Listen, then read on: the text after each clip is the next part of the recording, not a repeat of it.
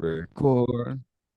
Recording is in progress. Hold on. Let me count some numbers for you. 100. I need to like do this better sometime soon. 99, 98, 97, 96, 95, 94, 93, 92. You are number 92 today. We are number 92. In at number 92, 91, 90, 89, 88, and 87, it's the film that's 6 films fucking long. Yes, it's Once Upon a Time in America. This is, like I think all of us were stressed out that Lawrence of Arabia and Once Upon a Time in America came out in the same month. I mean, God, podcast wise, not like yeah, they didn't come out the same year. Yeah. I miss Lawrence of Arabia so much. He's Bring your me friend. back to Lawrence of Arabia. You like Peter O'Toole? Compared to this, everything. I miss everything. Yeah, I think Mark was psychically scarred by this one. So that's Mark. I miss 80-minute spoof movies. I miss Human Centipede 2. That's in my notes. Okay, well let's see. Let's do a roll call. Psychically scarred Mark. This is Matt here. There's Luke. There's Luke coming back coming back for a movie, not for a long movie. But it's your first time here, Brian. Hi. Oh, hi, Brian. He's coming through. Oh no, he's coming. Your microphone seems to have gone funky. Mark's in his car, waiting for a tow truck or a garbage truck if he's a fan of this movie, which I guess you're not. So, can you hear me now? There you go. Yeah, you're there we go. Hey, together again for the very first time. That's right. So you were just like, I want to watch a good movie. Mark is already on like, I want to watch Human Centipede 2 again instead. Brian, how are you on this one? You had not seen this before. I had not seen it. My wife had not seen it. We watched it together. It's a movie. I don't know if it would be in my top 100, but I think people just bowled over by the epicness of it, because if you have a lifelong story to tell about some gangsters, then everyone has got to love it, right? I guess the thing is, you're basically watching a 4-hour gangster epic about a serial rapist, right? So that that doesn't help. Yeah, with no personality. It's a psychopath with no personality. Like, basically, this guy makes Travis Bickle look like a completely fleshed out character. Yeah, the only personality he has is just the fact that Robert De Niro has a bunch of charm. But like, none of it was from the character. Yeah, what is he? He invents something once. He is cautious once. He drives a car off a pier once. He rapes like 3 times. That's his main character trait in this film. Yeah, he rapes more than he does anything else. I mean, that's great. Every male character in this film is like, were there any consensual sex acts in this film? I'm trying to think of one. I mean, there was paid sex acts. I guess prostitution was. Yeah. Don't it was prostitution and there was rape. That was all there was. Don't besmirch a proper sex worker. That's their job, right? That's what they do. No, you're right. That was a child, I think, right? Well, there were various sex workers or something. Well, they were at least in that case they were all that age, right? And later they were all older, so they were age appropriate, I guess. For the paid acts, not for the that. I guess that was the thing. I came in hearing like, that's the rapist in the room for this movie, right? Because I was like, there's 2 harrowing scenes. Instead of the elephant in the room, I went for a different expression. Oh, I was like, yeah, what? Don't do that. I was like, what are you getting at? I was like, are you saying that you're the rapist in the room? No. Okay. I thought what you were saying was like, oh, I guess this character's the rapist in the film, and then you're like, oh, they all are. Oh, well, there's that too. But yeah, because I heard there were like 2 harrowing scenes. Actually, De Niro was accosted after the Cannes premiere of this for those scenes, because there were. Well, it got a 20-minute standing ovation at Cannes, but then there were a few women that were not very happy with De Niro having done this movie, saying it was kind of horrific in that regard. We will have more to talk about in this movie. I mean, like Human Centipede 2, there's definitely some filmmaking things here I like and don't like. That there's things in this movie that are supposed to be good that I don't like that much as well. So I watched all of Game of Thrones, and I thought that was less tasteful than anything I saw in Game of Thrones. Just saying. Mark could be the old man in this situation. I don't know. You do sound like Mr. Grumpleton talking about those damn 40-year-old movies. I don't think it's being an old man to say that I don't think rape should be used as casually as this film uses. Oh, sorry. Now I'm drifting over to the rest of the movie, right? Yeah, but right. Okay, yeah, sorry. Yeah. I did get derailed on that. I'm just saying that one scene. I don't know, the bank robbery scene, there were a couple of things in Game of Thrones that were worse than that. But, the limo one, yeah, no. That was just, apparently Sergio Leone just showed him how to do it. Like, he gave him instructions, and then it was like 13 takes.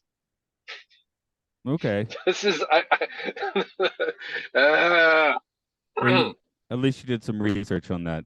All of us just watched this for the first time, is that correct?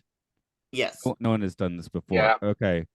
I'm trying to. I feel like this movie's almost been like weirdly erased from history by, say, the Scorsese epics because they're just more fun. Well, I didn't know this existed. I didn't know what this was.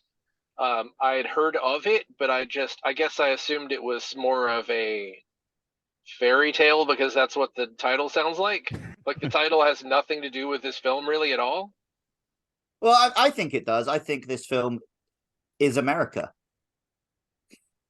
That's fair. Like, it's a country built by immigrants and criminals. Fair enough. I think as someone like Leone, who was not themselves American but grew up, like, had a career of chronicling America, I think it's entirely fair to call this film Once Upon a Time in America. I guess just the Once Upon a Time part invokes something that. Well, because it was like it's Once Upon a Time. It happened in the past. Yeah, and it was fair like his life story growing up from like a bright-eyed little kid and building the country on the back of, organized crime.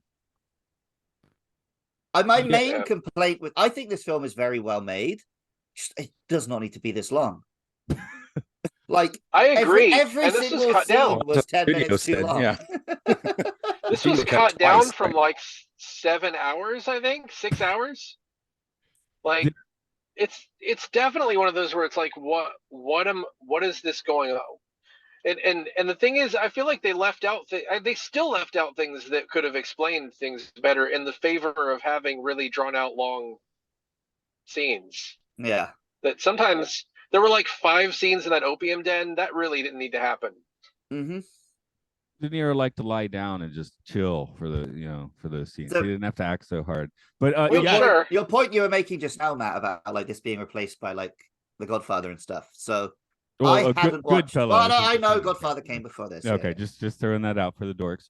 I hadn't watched any gangster cinema until like 2 years ago. It just wasn't a genre I was interested in. And then I watched the first Godfather because I had a Pokemon podcast coming up where the Pokemon is vaguely based on like a mafia boss. And then I got kind of into them because the theater here did like a bunch of them. I watched the Godfather trilogy, Goodfellas, a couple others, Untouchables. So I'm fairly up on like my De Niro and Pesci gangster movies. Dude, I want a Pokemon Mafia movie. Where's that? I just pick any of the Team Rocket episodes. Team Rocket are basically the Yakuza, especially in the games. So now having seen a bunch of these kind of gangster movies, I do think this one, there's obvious filmmaking chops, but the plot is very basic. The characters are nothing. Like, I wouldn't rate it next to Goodfellas, Godfather, any of those. How I guess it's a question for everybody, but where do you sit on Sergio Leone? Because this is a weird outlier in his career. It's the last movie he made. He hadn't made one for like a good decade plus before this. He didn't make another one before he died. So he's Once Upon a Time in the West. A fistful. Yeah, I like his cowboy stuff. See, I never quite. I like the music and the long shots of landscapes. I like that. I like his stuff. I like his Western. I'm not a big Western person. This just feels like he's so out of his element. It's like absurd. And he was offered The Godfather and then passed. So this is like 15 years later. He's like, oh no, what have I done? I've got to make a Godfather. And he just doesn't have any idea how to do it. That's the impression I got. I love the soundtrack. Which is also a weird finished halfway. It is very spaghetti Western at many points. Yeah. Yeah. I guess the sweeter themes kind of fit. Well, Ennio does the Westerns better, I guess. Right? That's sort of it doesn't make any sense that like sometimes a gangster plays a pan flute, but whatever, man. Sounds good. Gangster pan flute, yeah. Okay, I could get behind that. I'm gonna sit here with these hookers and this cocaine. Opium. It's opium in this movie. Well, yeah, whatever. But this heroin. Flute became a weird point in itself. It's like, is that the music that plays in the crypt when he opens the door? Is that the same music? Yeah, it's themed. It has, you open the door and the speakers start playing the music. Yeah, but is it a recording of him playing that stupid pan flute? Because it sounds like it. It's his ghost playing the pan flute. He's hiding and playing the pan flute because he's not really dead. Yeah. Did you see actually play the pan flute in the soundtrack? He's probably in the room. He's in the mausoleum playing it because he just, he hasn't his living. Did you know who it is? Hasn't been revealed yet. No, we didn't see who it was. Who was it? Zamfir. It was one of those guys. Oh, Zamfir, master of the pan flute. Oh, right. Yes, it was Zamfir himself, the master of the pan flute. Yeah, Luke, he was on TV in America in the 80s, like every night at 3 a.m., 4 a.m., and 5 a.m. in commercials. So I see. Yeah. Prime viewing of course, for me with insomnia. And for me, a child born in 1990 in the UK, a reference I'm very familiar with. That's why I explained it to you. That's why we had to explain it to you, Luke. You know that like Zamfir's name was actually probably like Doug Smith, and he was from like North Dakota or something like that. I'm Zamfir now. It's probably trademarked. I'm slandering Zamfir. I don't give a shit. And we shouldn't even use Say what you want about Zamfir. All I know about Zamfir is what I'm hearing right now. Like, you could tell me that he was a pan flute playing octopus, I'd believe you. That might be a Pokemon. I don't know. In Japan, we do have some of the Peruvian bands you'll occasionally stroll upon, like playing at a train station or something, right? But the one that we get in Japan a lot, and I just brought it up with someone else on a maybe it was actually with you, Brian. Were we talking about bass harmonica? Oh yeah, we were talking about bass harmonica. Yeah, that was you I was talking to. Okay, Luke, how do you feel about the Japanese bass harmonica thing? Do you know what I'm talking about? Like I have anytime... no idea what you're talking about. Okay, because I guess you don't watch enough NHK or whatever. But anytime they want to make something seem like kind of homey in Japan, like quaint, it's like bass harmonica music. And in the past year, I can't even imagine bass harmonica. What are you talking about? I think that's what Brian said too. Okay, you got to watch more NHK, more public Japanese government Japanese television where they have lots of bass harmonica music. I just got a wire for my TV, so I can have the TV on in the background and hear a bit more Japanese. So I guess I will. You're about to hear a bunch of bass harmonica especially on the news when they do feature pieces. Does it sound like a train whistle? No, it's deeper. I can't do it. That just sounded like I was trying to imitate Mark when I even tried to do it. So okay. Anyway, the flutes make me think of that. I hear it a lot all the time. I sound like a bass harmonica. Okay. Yeah, for sure. Sorry. Mark, I think you're a bassed harmonica. Thanks. I was worried I was a cringe harmonica. Oh, we got to find out. No. See, that's the thing. We got Enrico Morricone here, and we're now talking about Zamfir, which is, I don't know, seems slightly wrong, but whatever. One of the themes is, I guess, it's like the slightly wistful romantic theme. Sounded exactly like the main love theme from Moulin Rouge, so that was all I could hear all the way through it. Oh, okay. That's reverse course again. You can't blame this movie for that, but no, I know. Well, this movie was partly based on The Great Gatsby, which I think Moulin Rouge director Baz Luhrmann did The Great Gatsby right after that. So yeah, I mean a few films after that, but yeah, he did I guess. I'm just full of trivia. Yeah, well, this was also based on a novel, I think. The Hoods. There were two novels, and the other one was I can't remember. Yeah, The Hoods. Yeah, The Hoods. Well, I guess if we're getting novel, Luke, can you maybe this is the point where you give us a quick as possible plot summary? I'm not doing it now. I literally finished. I know that's why. That's why. I know I was waiting just in case Mark and Brian didn't know. Edit. Thanks.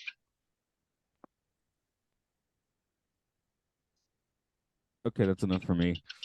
Well, let's talk about the actors a little bit. So, I mean, I finished the movie and I didn't feel like De Niro had his character had besmirched himself, but yeah. I'll tell you what's weird watching this film now. They actually nailed old De Niro. Yeah, it wasn't. Whenever it was old De Niro on screen, I was forgetting this wasn't a modern film. He did look remarkably current, didn't he? This did get a nom for it was weird makeup that year, I think. They looked good. It was a weird choice that it seemed like everyone who was like the old versions were just kind of talking very quietly, as if because old people are not quiet. But other than that, it looked good at least. So they didn't get old James Woods, Deborah, right? They didn't do anything. Yeah, that's true. Matt, this might be the only film I've ever seen James Woods in my life, so I have no idea what old James Woods looks like. Oh, okay. Wait, you haven't seen Videodrome? No. What the fuck? Okay. As I was watching this, it occurred to me that I only know James Woods from Family Guy. Okay, I've seen him in that. Okay, yeah. I mean, he's known now. Man, what, for his Twitter account, is it? He's a Twitter account guy now, is it? He's a bastard, but okay. He's a bastard in real life.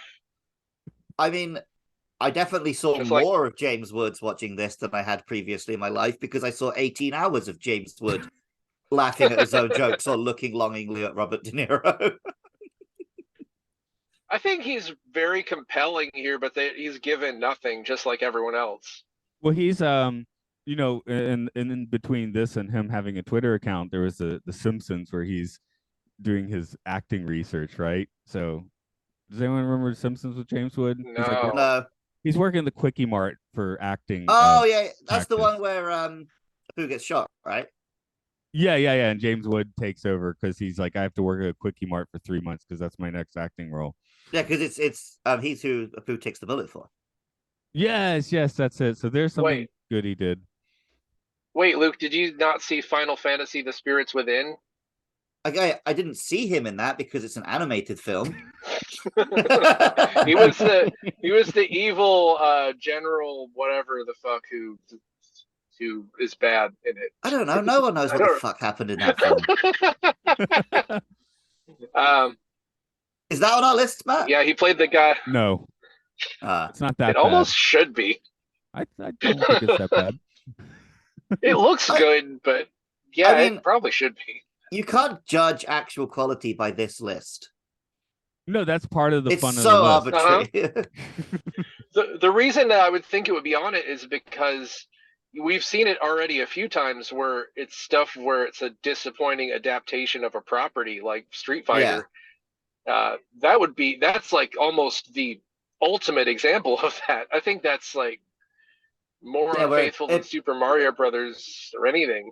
It barely even tried to adapt the property, right? So, I mean, this is based on it was book like that weirdly a few people read, so I guess I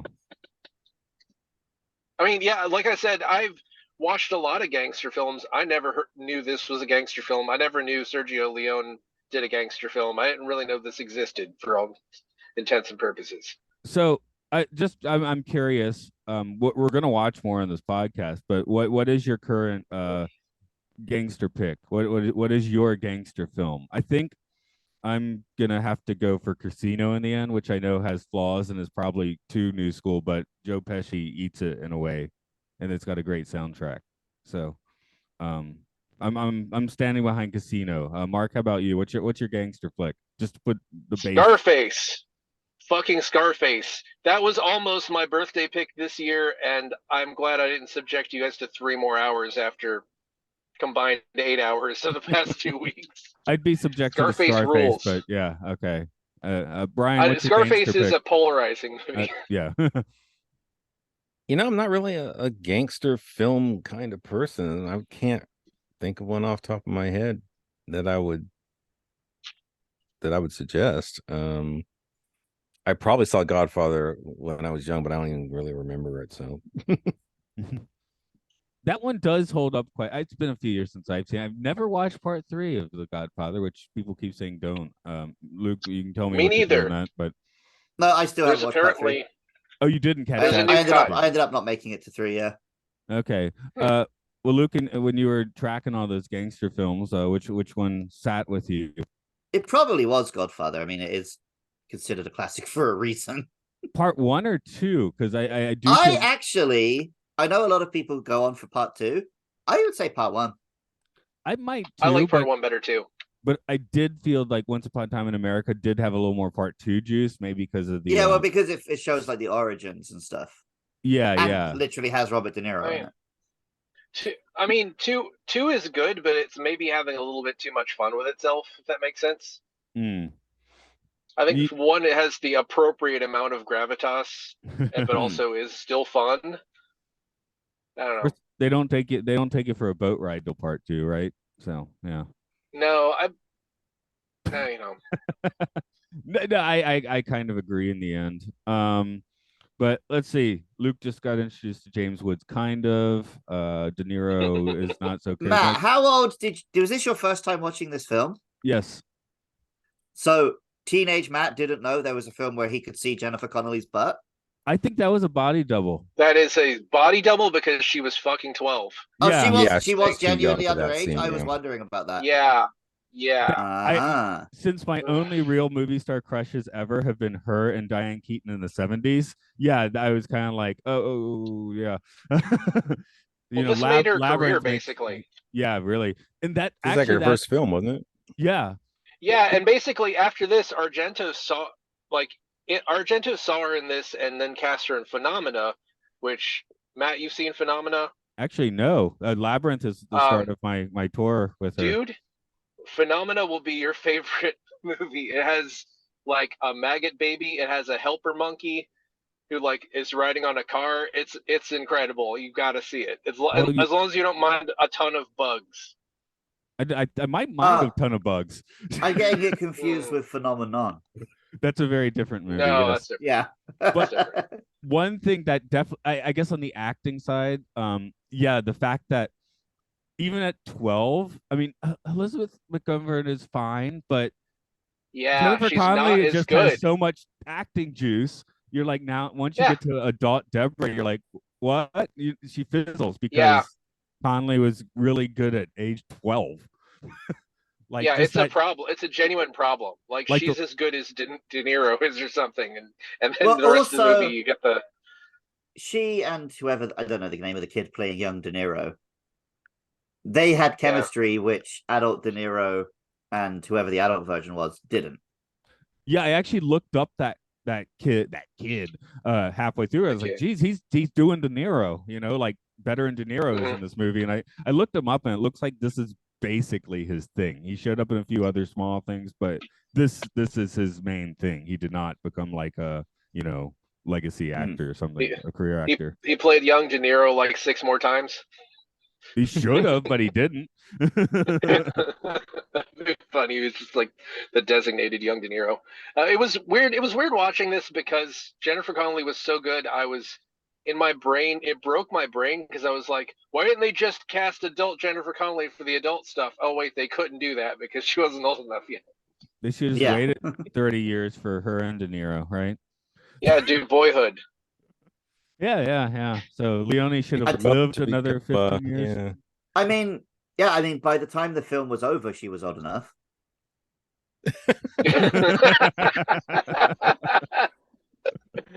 I think this took less time to make than Lawrence of Arabia, but it was much longer. And probably took less time to make than it did to watch.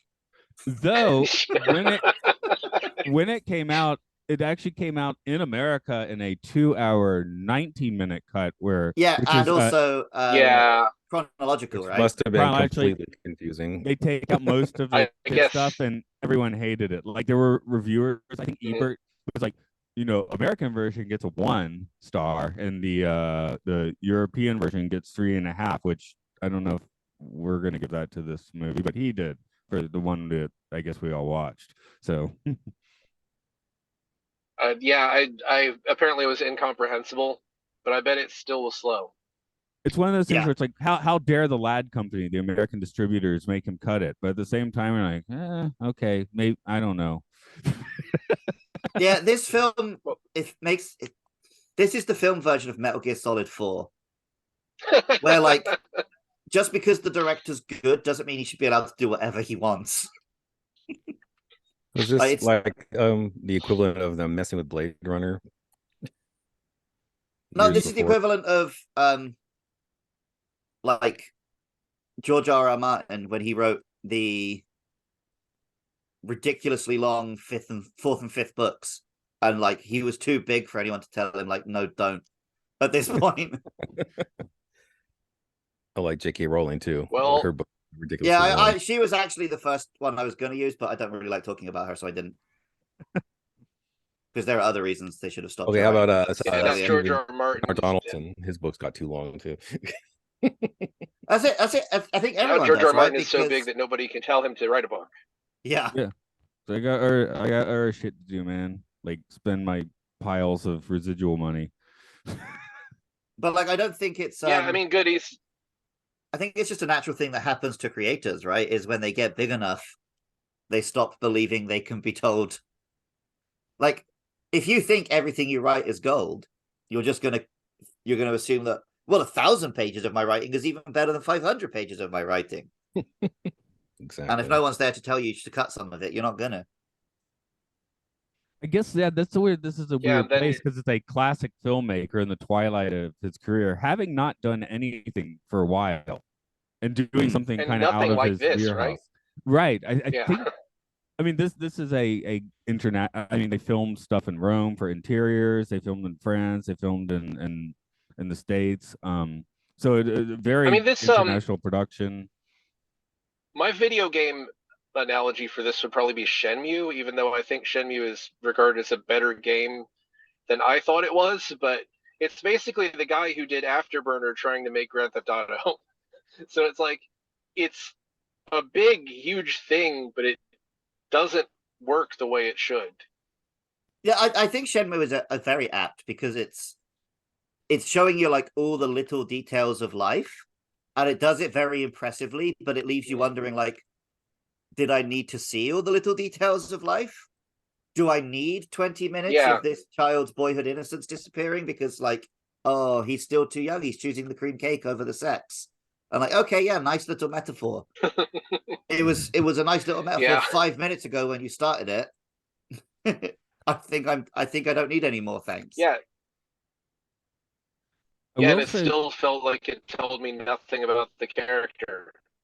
Well, that's it, because the character was such a blank slate. Like, I think it was a cute moment of just like a generic like human experience, but it didn't make me understand Noodles any better. In fact, I couldn't even tell you why his nickname is Noodles. I was gonna say, why is his nickname Noodles? No idea. He wasn't skinny. He wasn't Italian. Is it because he likes going to the Chinese place? Like, he's just all carbs. There's just nothing there but carbs. I don't know. That's his character. Like noodles by them. Just eat a pile of noodles by themselves with no seasoning. See how fun that is. That's this guy. Just a pile of noodles. You mean university life? Well, I mean, dude, those came with seasoning packets. This is a no seasoning. This is like you drop the seasoning packet when you open the thing and it falls into the garbage and you can't use it. That's this. I think they came with seasoning packets in the 30s. Oh, good point. All right. University life in the 30s. Okay, there we go. Yeah. I think the cup of noodles was invented in the 50s or 60s. Yeah, there's like a holiday that or sounds something right. for in Japan. I don't know if that's a joke or not. I don't remember. What's that? I feel like there's always a big to do whenever it's like Cup of Noodle Day. Like in Japan, there's a bunch of news articles. It almost feels like a holiday. Yeah, there's a museum you can go to, and you can make your own one with your name on it. Oh, okay. Yeah. So yeah. Don't. Oh my God, I want to go. Okay. We got lots of cool museums in Japan. Something with this movie that did catch my eye or catch my subconscious, I guess, is this movie is pretty much how I think of New York at that time. Maybe I saw like screenshots of this because I've never seen the movie, but the how the very well cinematographed stuff from like 1915 or something. I don't think anyone here is going to sit and complain about Sergio Leone's cinematography. No. He makes New York look incredible, like the same way he made the Old West look incredible, right? Because even like I think watching The Godfather 2, I I felt like something doesn't feel right here, and I think it's because I at least seen in a background TV or screenshots of this, which is like, oh, that's 1915 New York. 1933 New York is fine, but it's that older one that really seems to work in this movie. I'm curious about the wagons and everything. Because where did you find those locations even in 1980 that looked, period? I guess there must be a lot of New York that still looks of that vintage because there's no CGI. Italy, possibly. Yeah. Also, I mean, Giuliani hadn't Disney-fied. Was it Giuliani? Was the Disney-fied guy? Yeah. I didn't know any matte paintings either. So yeah, there might have been some gnarly. That was like Ed Koch. Yeah. Okay. Yeah. A few guys. I do. Whenever someone says the name Ed Koch, I do picture Danny Aiello, who gets to keep his name in this movie as the police chief. So I was gonna say that was a stretch, wasn't it? Police Chief Aiello. What? Well, maybe he was having memory problems that week. So they're like, okay, cool, just keep your name. It sounds like a police chief. It does sound like police chief. It'd be funny if it actually came from the original novel. It'd be like, ooh, yeah, possible. That was trippy. Yeah, that was a pretty early. Eric Bana did play Bruce Banner.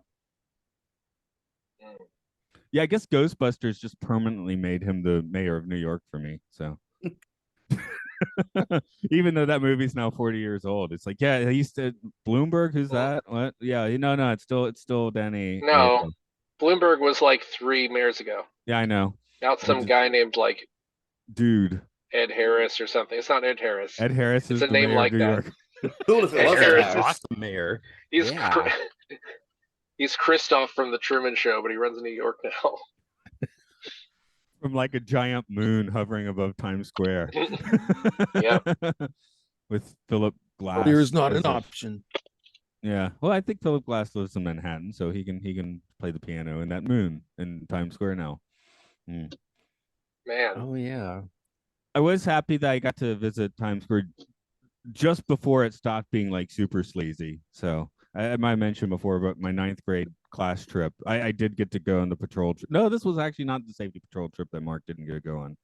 This was just a class trip, and our class president went out to get a fake ID and got mugged. So that was a lot of fun.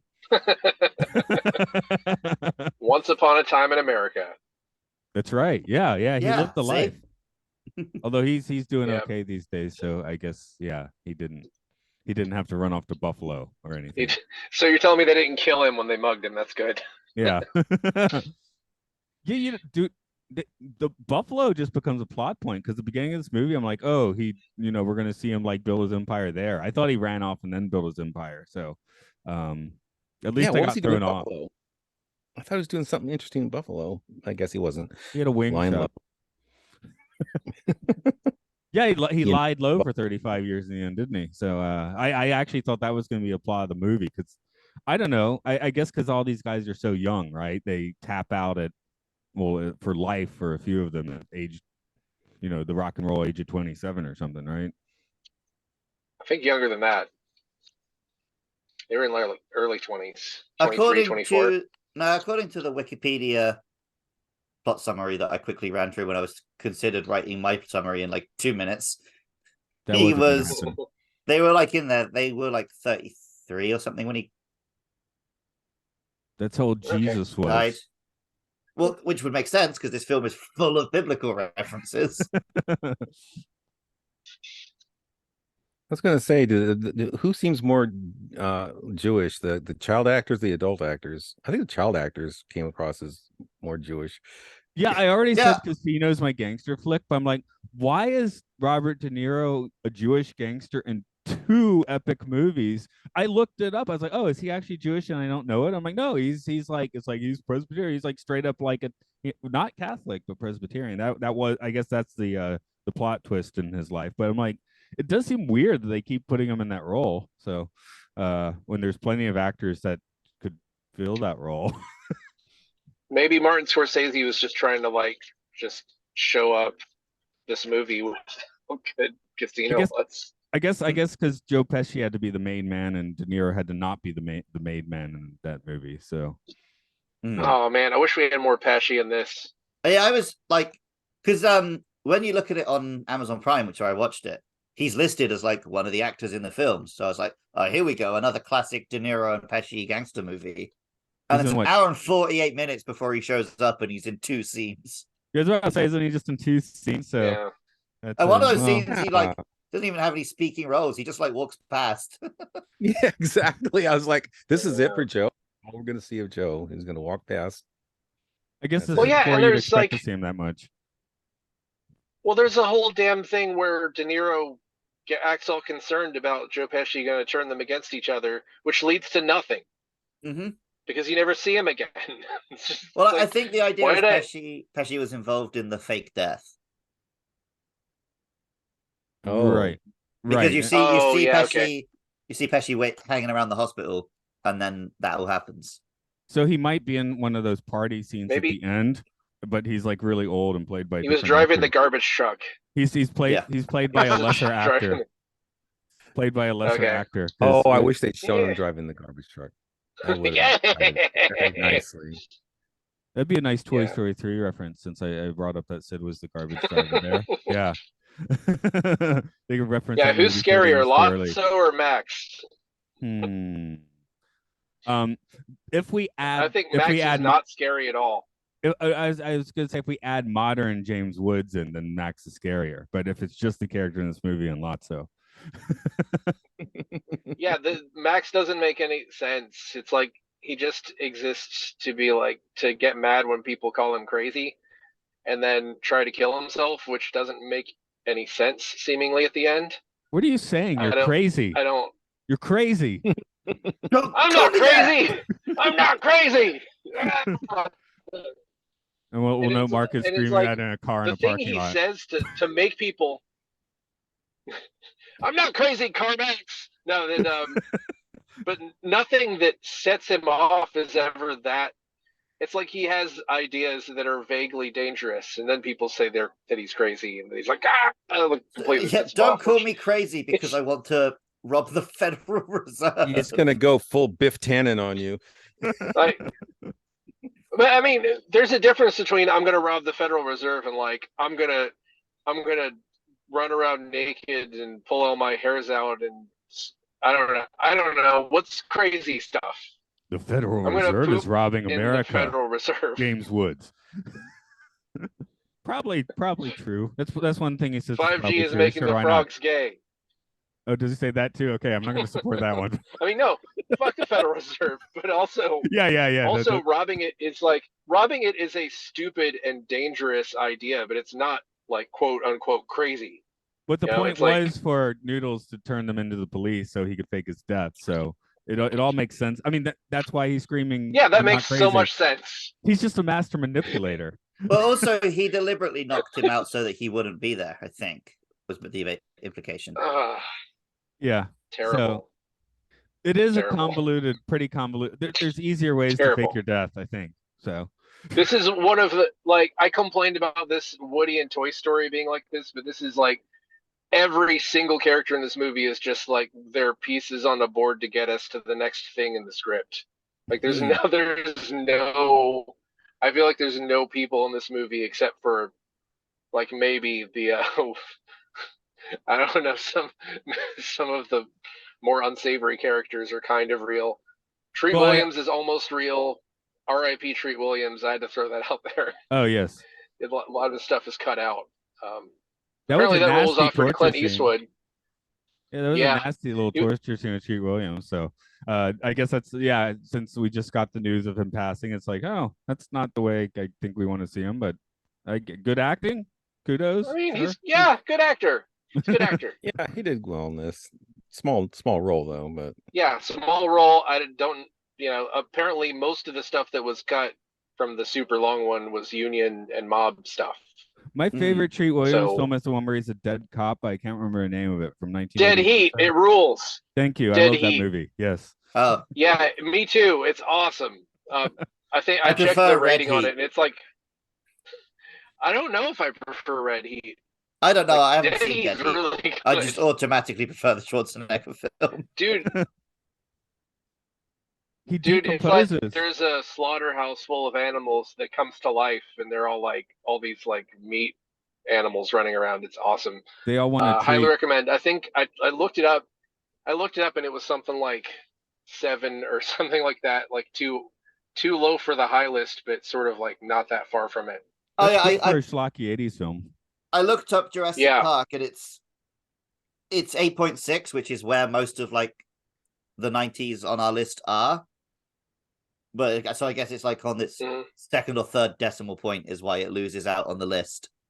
So if Matt had screenshotted on a different day, Jurassic Park might have made the list. And Casino might have made the list too. I think when I looked on a different day, it was there. So we could have watched Casino instead. Dude, I bet Jurassic World is better than this movie. I watched Casino for fun like 3 months ago. Think about that. I mean, I disagree. I have big problems with Jurassic World. I mean, it sucks, but I don't like this movie. Okay, that's the whole point. One premise. Here's one thought though. As a theme park, not as a movie. Drop the movie part. As a theme park, Jurassic World is far superior to Jurassic Park. I mean, they have a Margaritaville. Yeah, but I mean, the dinosaurs kill a bunch of people. But also, I want to go. Like 10 years. I want to go to a theme park with accurate dinosaurs, which at the time Jurassic Park thought it was. Jurassic World didn't. Jurassic World knowingly gave us very inaccurate dinosaurs. We're getting very off topic.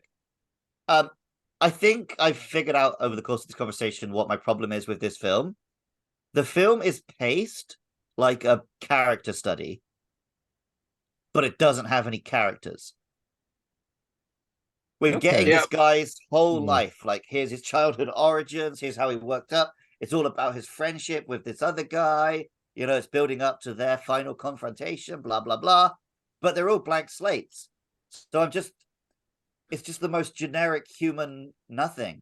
That is Leone's calling card, though. Think about, the spaghetti westerns. You got the man with no name, Right, but the man with no name, he rolls in and does cool cowboy shit. We don't have to watch him sit and eat cream off a cake because he's too young to get a boner or whatever. It's like 80 minutes long, isn't it? Aren't the spaghetti westerns just really short? And no. Once Upon a Time in the West is like as long. Well, not quite as long as this, but it's pretty far past 2 hours, I believe. I think it goes in the 3-hour territory. Huh. So he was. It's telling that it feels like that. Yeah, I mean, Fistful of Dollars gets in and out. That's pretty cool. But yeah. And that's what I know him from, is the Dollar trilogy. Right. Once Upon a Time in West is often considered to be his absolute masterpiece. That one not having Clint Eastwood in it. Is it Henry Fonda in that one? I don't remember. Leone's pacing in general is not like my thing, Someone's audio is farting. Is that Matt? I think it's me because I'm glitchy on the screen. Okay. Maybe give it a second and see if I start moving better. Okay, y'all go on because it sounds fine on your end. Okay, going on. Well, I was gonna say they didn't even try to age Elizabeth Montgomery in the more modern scenes where everybody else was old and gray. She still looked the same. Oh, you see, that was an artistic choice because that's the way he still sees her. Oh, I get it. Well, I thought they're going to keep the kabuki makeup on her to obscure her face, so they didn't have to do the then old she makeup. wiped it all off, and it's like, well, she's still beautiful underneath. Yeah. So what was the point of that? And she literally wipes it off. Well, and says, "Oh, age is affecting me," and it's like, is it? News to me. I think she had like 2 gray hairs. That was the extent of just her some freckles. Right? Yeah. Well, there's a school of thought that says that everything in the modern era was him imagining it while he's smoking opium in the opium den, because it's sort of bookended by him smoking at the end and kind of laughing. Yeah. I don't know if that makes this better. No. I guess we don't really see a whole lot of things that would be 60s specific, so maybe you could imagine that he didn't know what the 60s were like. Like, you never see hippies, so it's possible, but I don't know if it makes anything better. I think there were like 2 hippies on the street in one scene. I guess the thing is, the modern story isn't they're sitting in the enough to justify the hallucination. You know, it's not like it's almost like they could have just made. I'm sorry, his hallucination in the opium den was a past. He was like reliving the past when we first see him in the opium dens. I don't believe this. I'm just saying that some people on the internet believe this. What's kind of like saying the whole book? I mean, I didn't. All right, James Woods. Yeah, James Woods is like, it didn't. I don't know. James Woods also thinks this is Sergio Leone's best movie. Is it because the one's got him in it? Probably. Yeah, it's yeah, that stuff was kind of unnecessary. It wasn't that interesting to me that Max faked his death and came back as just a different guy, and then the personality of the different guy came back as was powerful guy who wants you to kill him, which is not interesting. It's interesting. It's interesting when it's Andrew Ryan. I didn't see whatever. I didn't see it. What? Interesting guy who raised the son of his former friend. But yeah, I think it would have been a tighter and also a more interesting plot to just have the child stuff and the 30s stuff, and it does end with Max dying. Then you could have been in like, you know, a slightly more sensible runtime. Yeah, it really, as much as I hated the rape scene, it was worse that he just shows back up and she's just kind of like, "Oh, I missed you." Like, God, but that's one of the reasons that holy shit. That's one of the reasons. Holy shit! Oh, sorry. The kid who played young James Woods is now assistant district attorney in North Carolina. Which sounds like a real job. The kid who plays young James Woods. Oh, that's what he's doing. Oh, okay. I was thinking I kind of recognize him. I wonder what films he's in, but now he's a district attorney. Did you get into trouble in North Carolina? No, I've never been to the States. I know, but which is how I can sit here and say that this film accurately shows the life of your country. Oh, hey, Matt. Yeah. There's a Hollywood Babylon thing in this movie. Did you look up James Hayden? I did not. Give us a spiel. He was in Once Upon a Time in America, The Nesting, and The First Deadly Sin, and he died in November of 1983. Like, that's real quickly after this film was made. Right after he filmed this. It's before the film came out, yeah. Yeah. And I don't know the reason offhand. I thought I'd looked it up. I'm sorry. Maybe it was a heist on the National Reserve. What was the deal? Life and career. Overdose in Manhattan apartment. Sad. Overdose. Yeah, okay, there it is. Yeah. And he had just come off playing in a play or something, and then he went home, died of heroin overdose. That was that. Close friend of Al Pacino. Wow. So tragedy. So a medic in Vietnam. Wow. Yeah. I will say I kept hearing the phrase "the real Tuesday Weld" so many times. I assumed she wasn't real until I watched this movie. This is later in her career too. She's most famous back in the 60s, right? I believe so. So I mean, yeah, she was a character. Yeah, she had more character than the leads. Her character was real. Yeah, for sure. So that's kind of an interesting little bit. Sorry, I'm not in better performances in some places. Like I thought she did pretty well. I guess that's a weird thing with this movie. The best performances are like the small ones, it seems, where the lead. But like Mark was saying, the small characters are able to have a lot more character. Yeah, the main characters. Whereas the main characters are such archetypes that like they got so little to play with, you know? Stuck in very convoluted plot machinations. Well, convoluted, but also like not that complicated, really. Like not so complicated they needed to be this much time to tell these plots.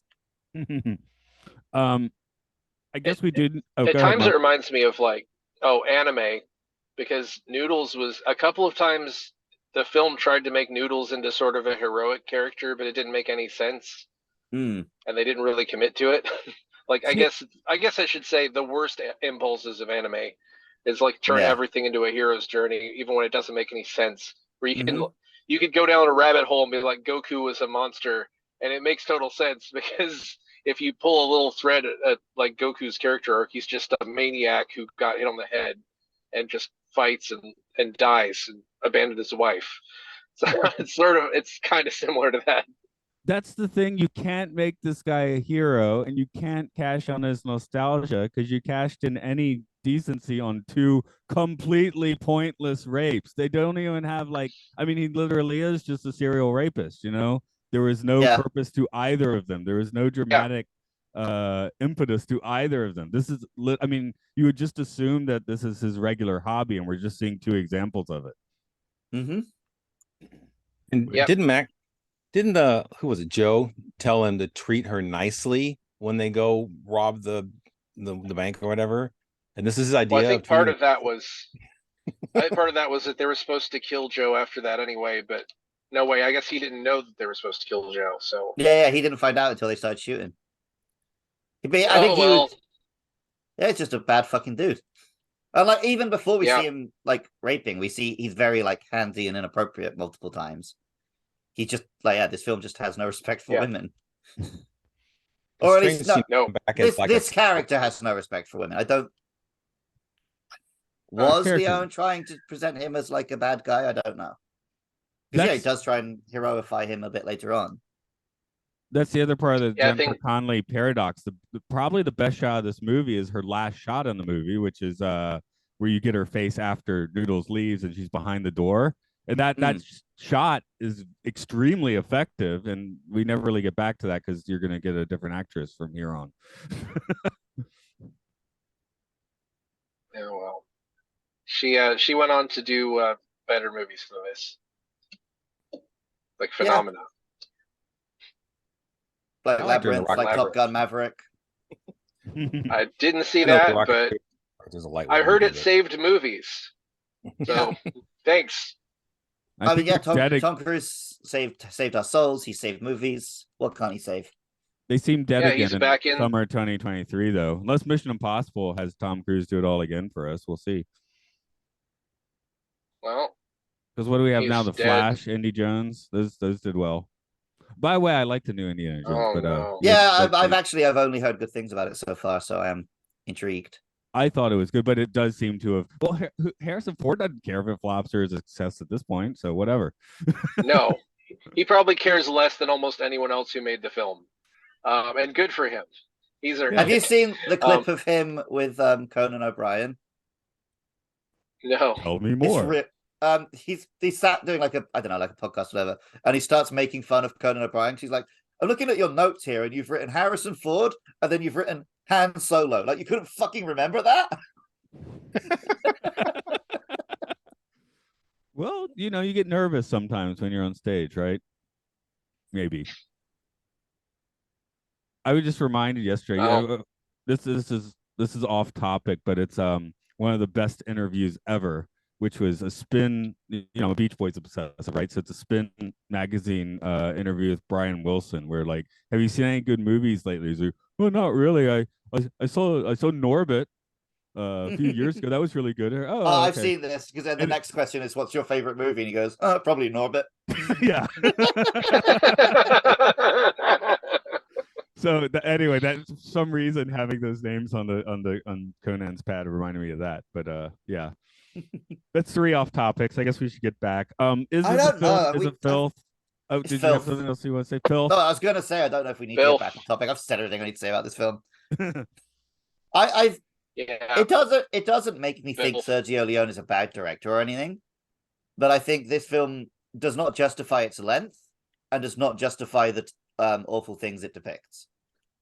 And I came in like knowing Leone is great, but knowing that his pacing is not my thing, and now it's a very long movie. So, yeah. I mean, I usually like slow movies, and I didn't necessarily think that if there was just nothing to justify the pace. Like, I have liked movies that are paced like this before, but this just reminded me of Lars von Trier, where I just hate everyone and on screen, so it doesn't work because I'm supposed to like someone.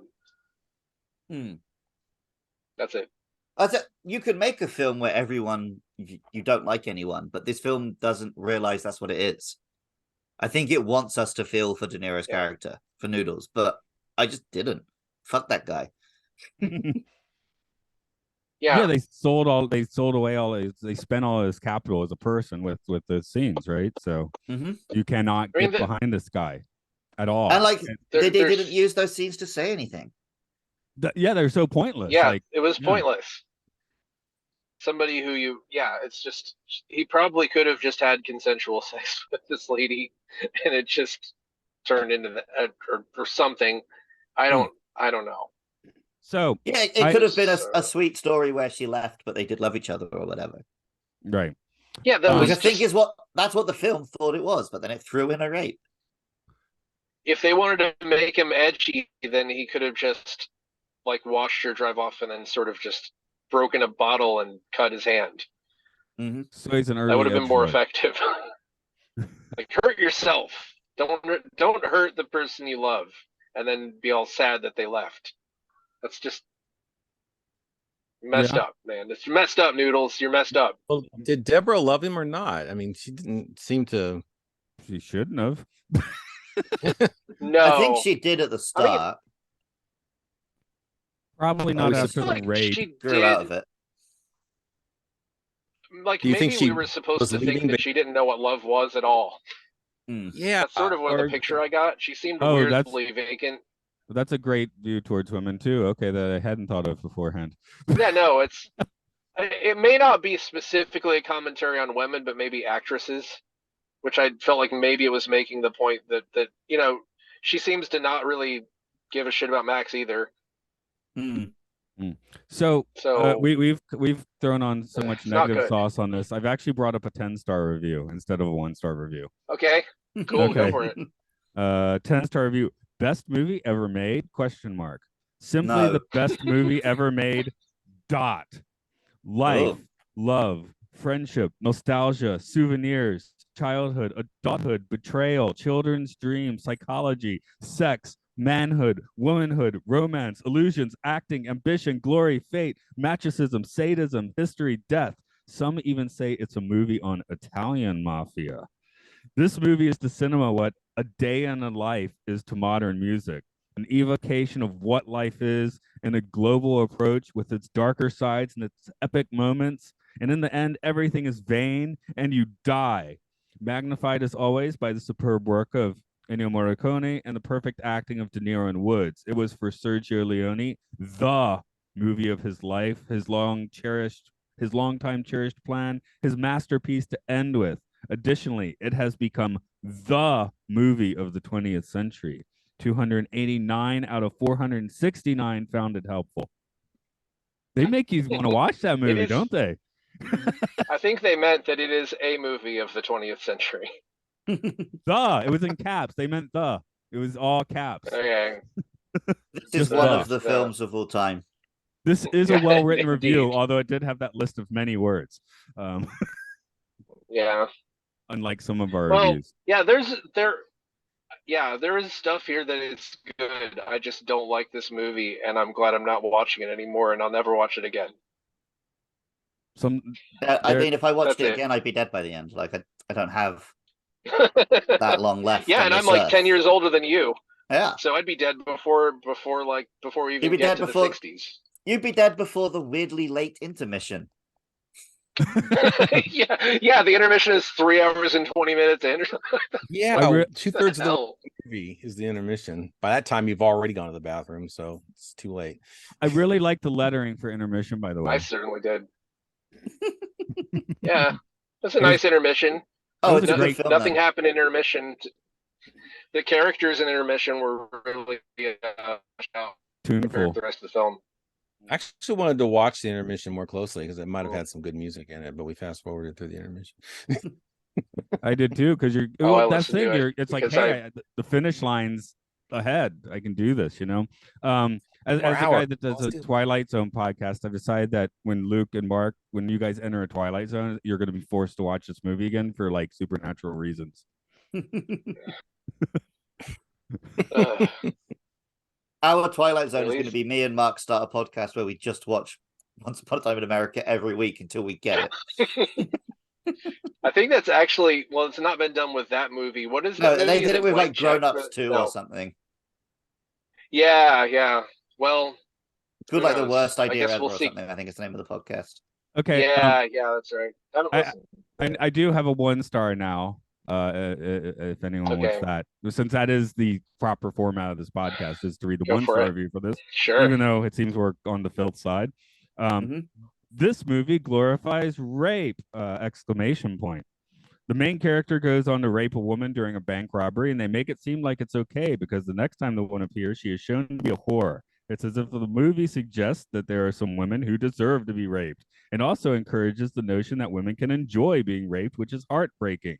And then the same rapist goes on to rape the woman he claimed to love, and when they meet years later without any apology or remorse or confrontation about the act, she is concerned about his life. The review goes on, and I'm like, well, that's pretty much the podcast we just had. That's absolutely correct. Yeah. Absolutely correct. So I don't know, we're not doing this podcast necessarily to I think some people are like, oh, you guys want to crap on bad movies, and we love the Flintstones, Viva Rock Vegas, and it looks like we're hating this one. So, you know, I guess someone might have come in wanting to hearing a nice, thoughtful,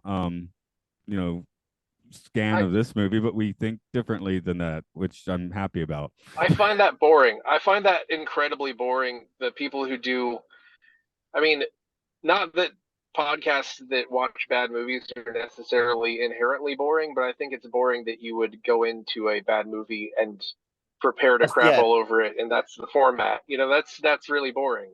Yeah, I watch all of these films with an open mind. Like I'm obviously hoping to enjoy myself. And sometimes you're surprised when you do, and you're surprised when you don't. Yeah. So, well, I think I said this on the Lawrence of Arabia one. I keep watching the films on the good list, expecting to be bored and then being surprised when they're good. And this is the first one where I watched it and I was like, okay, no, this did feel like a chore, which is how I felt, I thought a lot of them were going to feel. I thought I was going to like this until about 30 minutes or an hour in. And then I was like, so it's like I sank.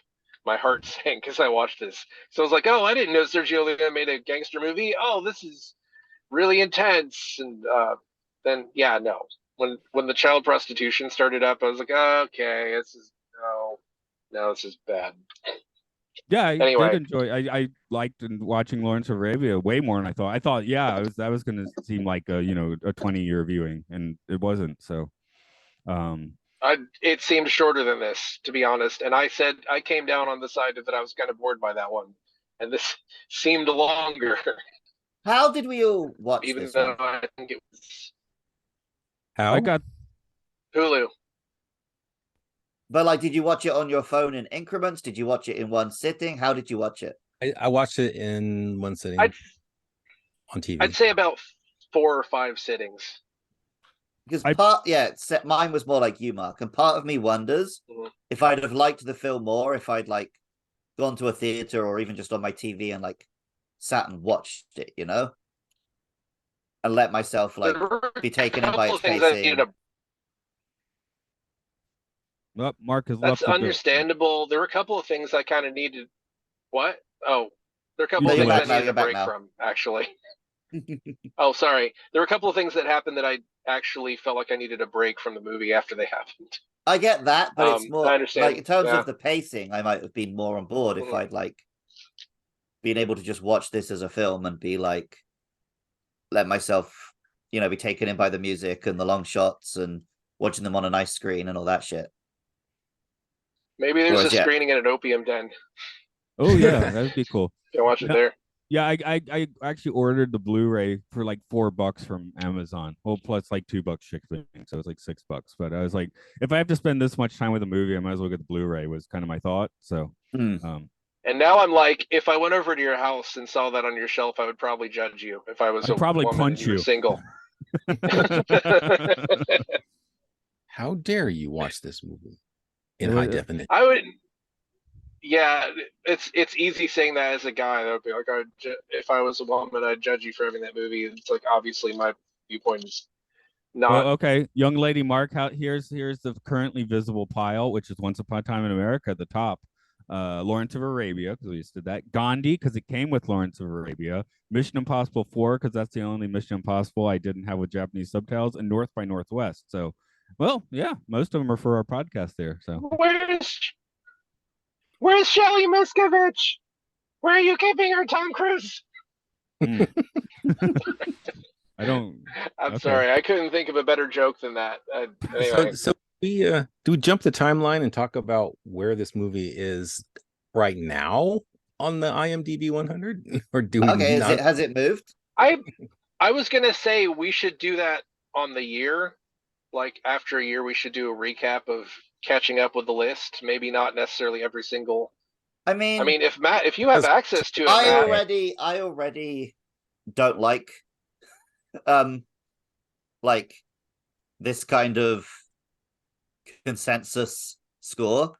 So I would like to spend as little time as possible talking about it. Yeah, that's why I was saying maybe on the year, because we got like 4 years of doing this. Maybe just every year catch up with it and see do like a sports thing, like where have all the teams see what we're gone missing out of. Missing out on, rather. Yeah, see what we're missing out of, seeing what we shouldn't have had to watch but did anyway. This might be the biggest bugaboo if that's the case. Yeah. So. Yeah, well, it might be interesting. It might not be. I don't know. I wish that movie had fallen below 100 before I saw it. Oh, there's several. Casino, Taxi Driver, just for the De Niros. I'm like, man, those sometimes creep up on and sometimes fall off it. So. Wait, Taxi Driver's not on this list?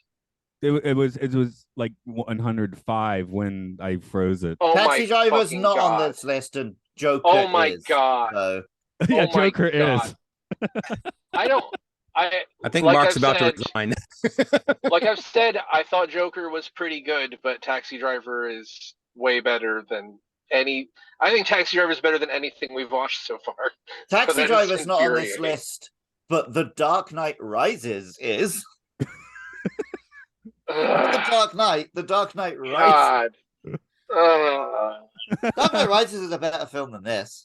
I like watching The Dark Knight Rises. Yeah. It's got Bane. Come on. I love The Dark Knight Rises, but I think it has Say it in a Bane voice. Say it in a Bane voice. Taxi Driver is like it's amazing. I don't know. It's a singular film. Anyway, whatever. I'm done. I'm done being an old man on this shit. Okay. I don't think you're being old man. I think we're being young men and saying this is an old man film that's long and boring. Yeah, that's fair. Taxi Driver is timeless and insane, and I mean, it got Reagan shot. What's not to like about that? They didn't finish him, did they? They tried. Yeah, I mean, well, you should have sent somebody better than John Hinckley, which wasn't that good of a shot, apparently. Okay. Anyway, I guess we'll wrap this one up for today. Luke, can I throw it to your corner today? If you've enjoyed this podcast, you can find it on Twitter at Films and Filth, if Twitter's still around. We're also on Facebook probably, and you can find us on Apple iTunes, Podcasts, Spotify, whatever. Make sure you rate and review, like and subscribe. Tell your friends. If you want to help support the podcast, find other podcasts we make, you can go to patreon.com/podcastio, where you'll find Matt's Twilight Zone podcast. You'll find various video game podcasts. And you can throw us $1 a month to listen to episodes as soon as we're done editing, if that is your inclination. All right. I guess I'm going to go rewatch this movie then. Okay, Creepo.